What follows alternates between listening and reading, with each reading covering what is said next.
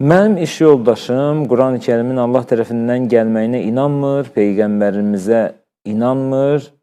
Deyir ki, niyə Quran ancaq ərəb dilindədir? Allah dil ayrımı edir.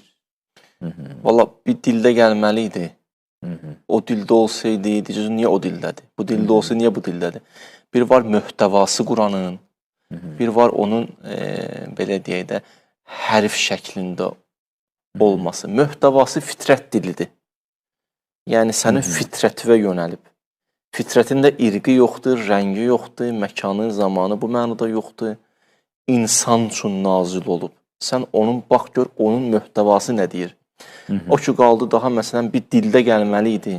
Bu bir söz şəklinə düşməli idi. Bütün dillərdə gəlməyəcəkdi ki. Bu ərəb dilində də gəldi və yalnız onlar üçün gəlmədi. Yayılmağa da başladı. Zikralil bəşərdir. Bəşəriyyət üçün gəlib. Və mə ərsəlnaki illə rəhmətən lil aləmin. Səni bütün aləmlərə Peyğəmbər biz göndərdik.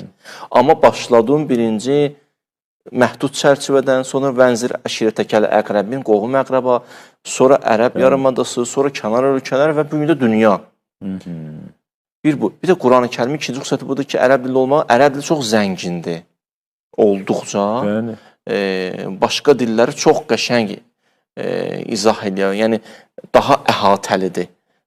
Başqa dillər çox rahat çatdıra bilir, amma başqa dillər onu çatdırmaqda görsən, bir dənə mövzunu çatdırmaq üçün müxtəlif şəkillərdə cümlələr qurulur ki, o söz haqqı verilsin. Məsələn, Ənfusenanın haqqında biz nə qədər danışdıq.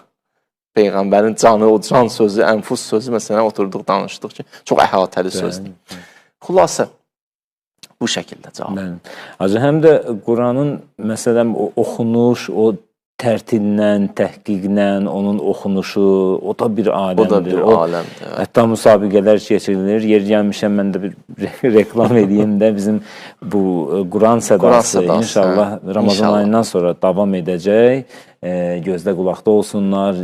Quran ustadları, Quran müəllimləri orada yer alır. Eyni zamanda Quran qariləri. Bunun özü bir gözəllik deyilmi? Yəni, məsələn, o tərcüməni elə oxumaq olarmı? Yəni, hansısa bir qari gəlsin, tərcüməni o formada oxusun, müxtəlif muğamlar üzərində oxusun, mümkün deyil axı bu.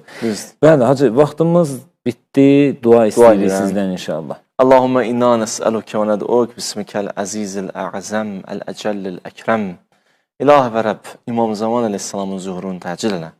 Allah bağışlamamış bizi bu dünyadan aparma. Amin. İmanla yaşayıb, izzətlə bu dünyadan köçməyi bizlərə nəsib elə. Amin. İlahi və Rəbbim, xəstələrimizə tezdən şifaya acil inayət elə. Övladı olmayanlara övlad nəsib elə.